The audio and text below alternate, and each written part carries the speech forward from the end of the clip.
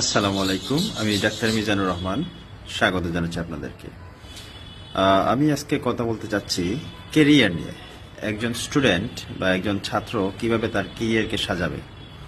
তো আমাদের দেশে দেখা যায় যে বেশিরভাগ ক্ষেত্রেই ছাত্রছাত্রীরা শুধু পড়ালেখাই করে, কিন্তু প্র্যাকটিক্যাল কোনো জ্ঞান আহরণ করে না। মানে তাদের কোনো স্কিল বা কোনো দক্ষতা অর্জন হয় না, শুধু সার্টিফিকেটগুলোই অর্জন হয়।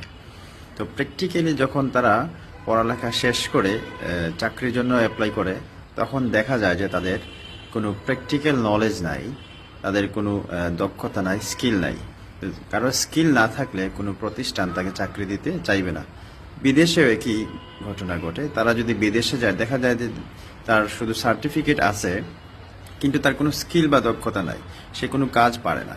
তো সুতরাং আপনার বায়োডাটাকে, আপনার সিভিকে আরও বেশি সমৃদ্ধ করতে হলে আপনাকে